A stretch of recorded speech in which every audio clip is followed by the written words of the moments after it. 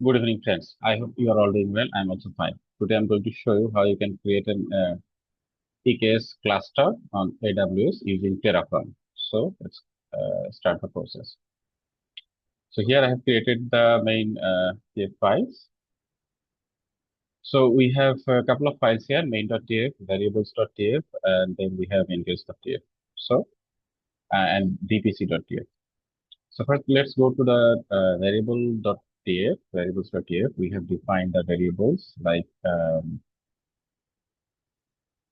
region, availability zones, cluster name, and EKS version. At this moment, I'm going to use 1.34. If you wanted to change it, you can just update this to the latest version.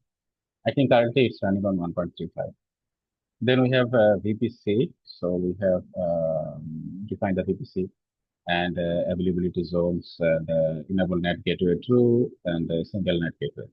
So that's a very basic settings, and this is the name because VPC. I can, if you want, you can change it to different ones. That's also fine. Let's move on to the main.tf. Here we are defining the region from the variables, and then we are defining the cluster name, EKS version, VPC ID, private subnets, and then we have add-ons. We are going to use add-ons for DNS, proxy, BBC CNI, and Matrix server. And also, we are going to use a managed notebook where we are going to run T3A medium with minimum 1, maximum 3, and desired size 2. That means there should be at least 2 instances running at the time. It can be minimum 1 for if there is any issue comes up, and it can maximum go to 3. Okay. That being said, the last file is ingress. So, sorry. After we creating the EKS cluster, we are also need an Nginx ingress to point our application externally, and we are going to use Nginx ingress with network load balancer NLB. So here are all the configurations available here. So that being said, let's start the process. I'm going to first start with Terraform init. It will initialize everything, and then we're going to plan Terraform plan. And then we'll do out as output file. Let's give a message name.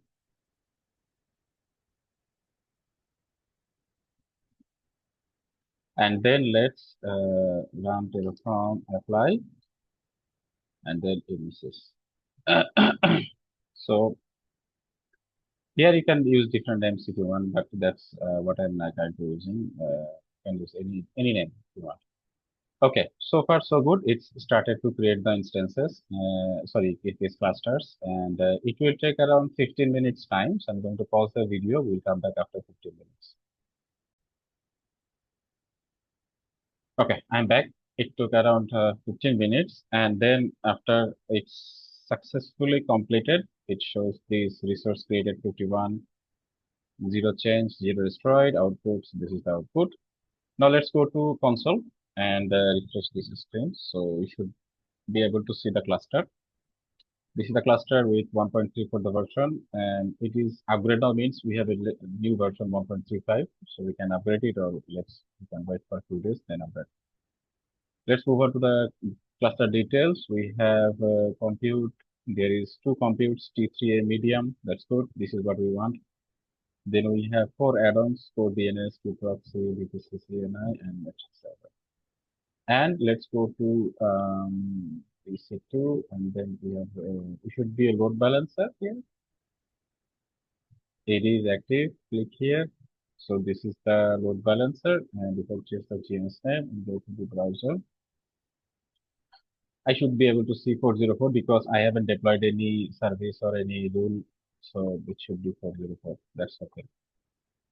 Okay. That being said, this is a very simple setup. I'm going to publish that in my Git repository with the code. So you can just use this code and deploy your EKS with Nginx ingress and network load balancer.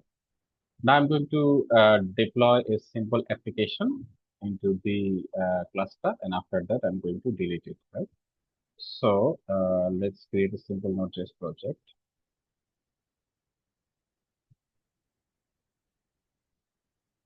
Okay. Here is the Node.js project. It's very simple. It is just going to have two routes, help and slash.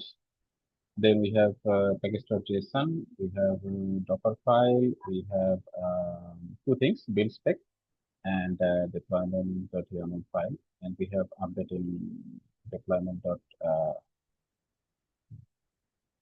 We have upload deployment.sh file. This is a shell script that will be run in the code build. So what is the plan? The plan is to create a code build project and then deploy this into the code build project, and then we are going to uh, run the code build using this build file. It will create a Docker image. It will then create a YAML file for Kubernetes, and then it will deploy it with kubectl apply, right?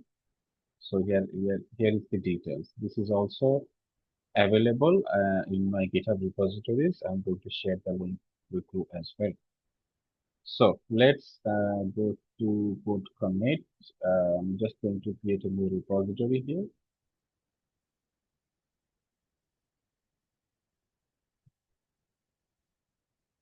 Simple node JS app.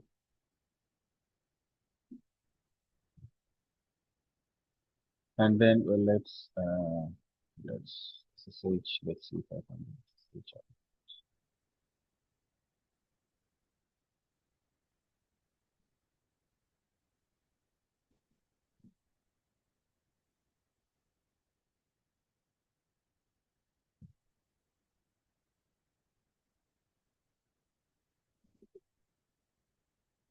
Or I can just upload files. That is also possible, right? Mhm.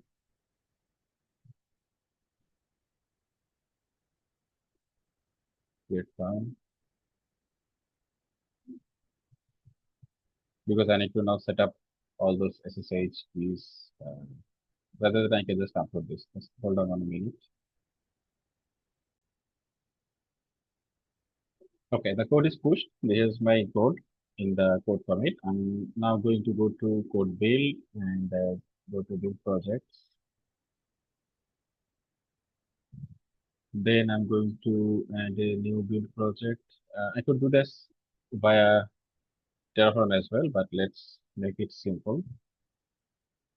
Simple Node.js. We have code commit, and then simple just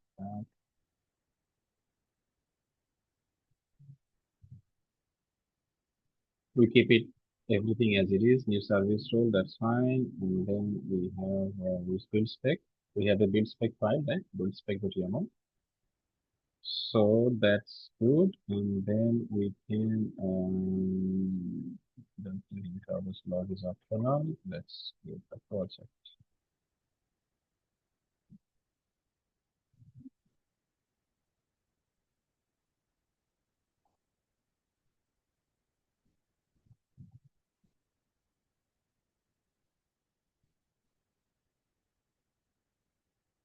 Okay. After creating the project, I need a couple of things in the environmental variables. So let's keep those up here. So if we go to our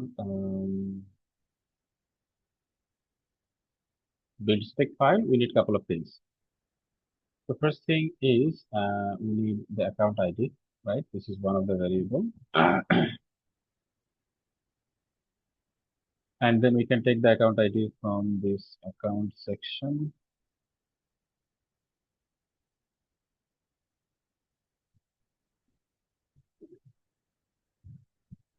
Okay, the account ID.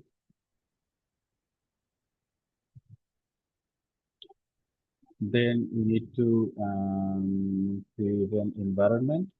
Let's say the environment name is let's say Dave. Okay, I'm pausing the video and adding those environments so that you don't have to go. Okay, so there are a lot of environment variables. I just added so that you don't have to wait. This is common AWS account ID and giving an environment name, image repo. That means I created an ECR image repo. where the Docker images will be stored. The project name, sys cluster name, the cluster that we created. Number of replicas, one. I'm just going to run one, and then running port is 3000 at this, because this application is running on port 3000, right? So now let's try to start the build. Let's see.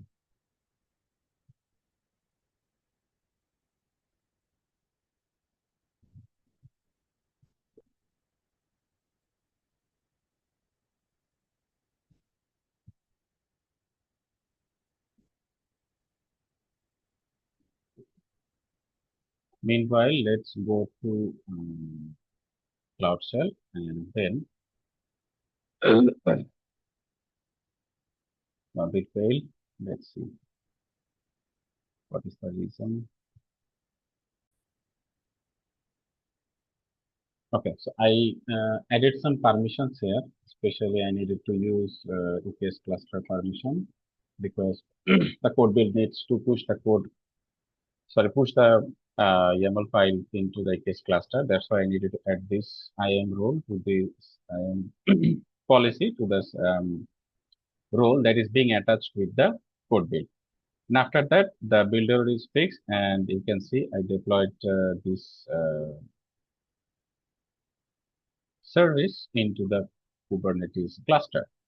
Then I go to Cloud Shell, and if we run kubectl get PO, then I can see the app is running in the dev namespace, because we have selected in the environment variables, the environment should be dev. It's running on dev namespace, and then we have, this is the name. It's running one-on-one, because we put one as a running number of pods, and its status is running. And if we go to the load balancer, so this is the load balancer. If I check the DNS name, and then if I go here, this is the project name, and then the environment dev, and then if I run it, it should say hello from NodeJS app running on Kubernetes. And then if I check here the project, this is the message actually from the Flash. And then you can also check the health as well. The health is okay. Okay.